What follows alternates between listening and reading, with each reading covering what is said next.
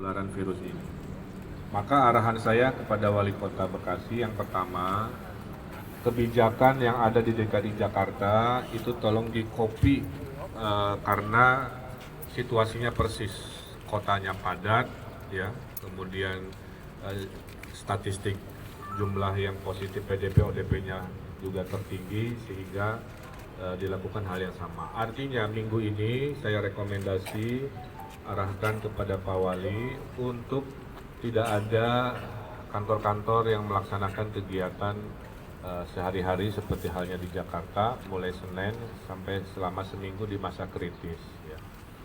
Nah, kepada warga Kota Bekasi, besok seminggu ini akan dilakukan tes massal dengan rapid test. Ya. Ini berita besarnya kira-kira begitu. Nah, rapid test ini per hari Minggu ini barangnya belum ada, tapi sudah dijanjikan oleh pemerintah pusat akan hadir di Kota Bandung sebagai ibu kota itu besok. Ya. Nah, rapid test ini ngetesnya dengan darah, ya. Kemudian ada teknologi kedua dengan PCR yang mengetes dahak dari tenggorokan dan hidung, kira-kira begitu.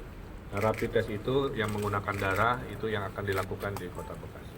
Kami sudah memutuskan yang akan dilakukan tes massal itu akan dilaksanakan di Stadion Patriot ini. Jadi semua yang akan direkomendasi tahap 1, saya istilahkan tahap 1, itu nanti daftarnya akan disiapkan oleh Pak Wali dan tim. Ya. Siapakah yang harus dites massal di tahap 1? Pertama, semua yang ODP dan 50 orang terdekat dari si ODP. Karena teori kesehatan mengatakan potensi ada di sana. Sama juga semua PDP dan 50 yang terdekat dari PDP dan sama juga yang positif terdekat 50 dari yang positif. Kemudian kriteria kedua adalah petugas kesehatan yang bekerja di unit-unit kesehatan itu akan dites massal. Kemudian yang ketiga adalah mereka-mereka yang profesinya banyak berinteraksi secara sosial dengan masyarakat. Pak Lurah, Pak Camat, kemudian para kiai, para ulama yang juga banyak berinteraksi itu akan nanti setelah tahap 1 ini selesai, seiring dengan datangnya alat tes yang lebih banyak, masuk ke tahap 2, ya, yaitu mereka-mereka yang melaporkan ingin dites dengan segala verifikasinya yang akan kita siapkan. Yang terpenting media sampaikan, tidak bisa semua ingin dites, karena tidak mungkin. Di Korea Selatan saja, dari 45 juta penduduknya, sebagai negara yang paling canggih tes massalnya, kalau tidak salah, itu hanya 200.000 yang dites. Jadi 200.000 berbanding 45 juta. Ya. Jadi ini harus dikelirkan, karena ada yang banyak masuk ke saya, Pak, saya kapan dites, kapan masuk massal, karena menganggap semua seperti sensus harus dites. Jawabannya tidak, jawabannya tetap ada screening, ada kriteria. Sehingga polanya akhirnya tahu penyebaran kemana dan kita doakan trennya makin turun. Ya. Amin. Jadi itu akan dilaksanakan kalau barangnya datang besok, maka tes massal dilaksanakan hari Selasa, paling telat hari Rabu.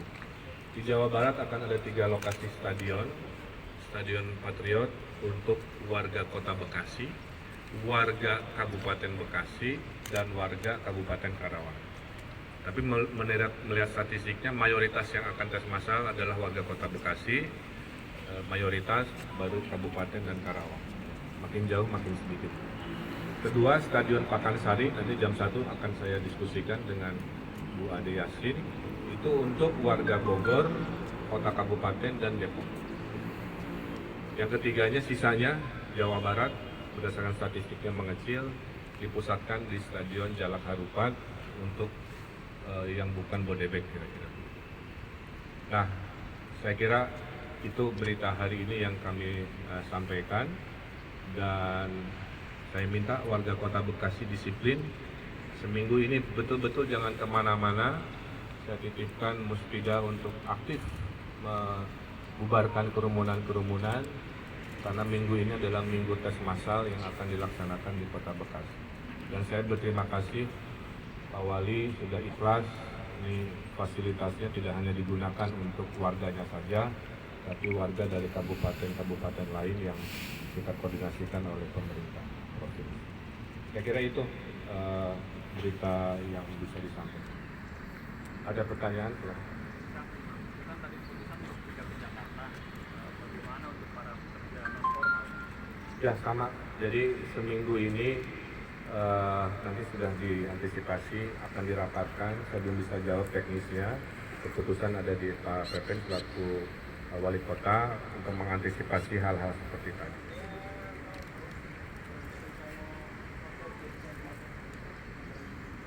Jadi kita ada 3 skenario ya.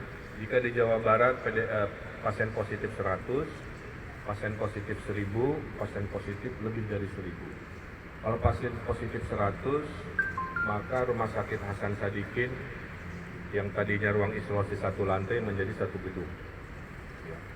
Kalau itu tidak cukup, mendekati 1000, maka seluruh Rumah Sakit Hasan Sadikin akan menjadi rumah sakit COVID-19. Didukung dengan 35 rumah sakit lainnya. Nah, baru kalau sudah pasien positif di Jawa Barat lebih dari 1000, sekarang sudah terdaftar 2 hotel yang akan dikonversi, sedang disurvei.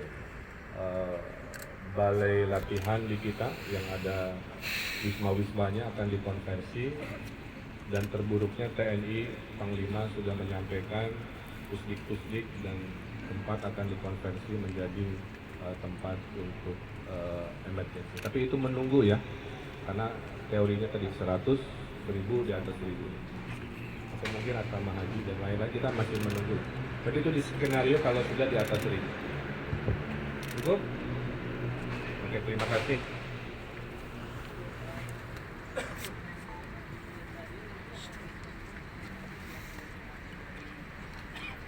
Ya, itu sedang dirapatkan hari ini.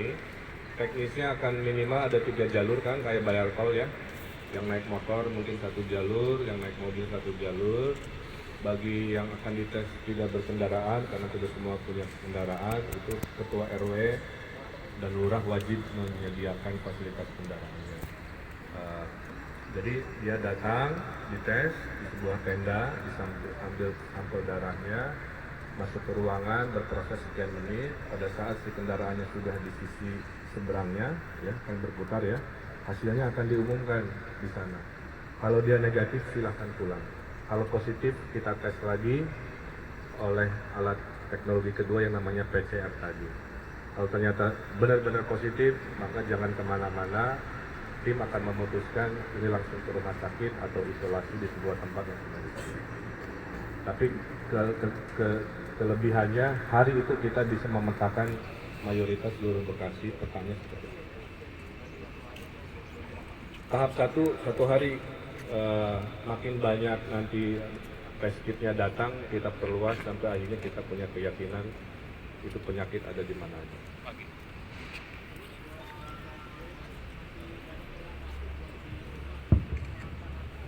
Ya, saya kira TNI Polri sudah melakukan.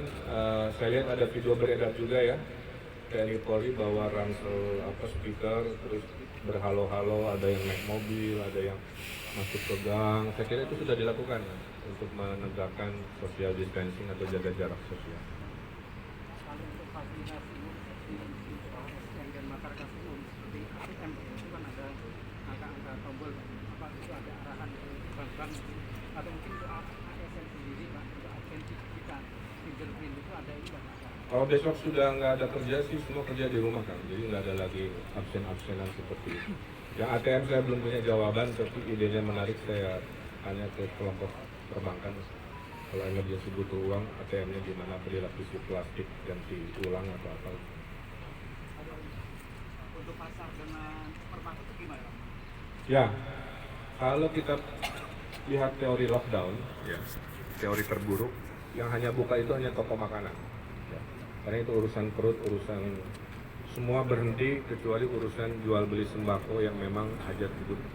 Tapi juga diskenariokan nanti oleh wali kota dan kita kepada orang yang tidak bisa bepergian, ya, tidak punya uang untuk beli makanan, itu akan kita survei dalam 1 hari 2 hari. Nanti ada subsidi sembako dari kami kepada mereka yang betul-betul urgensi, kedaruratan. Saya kira cukup ya.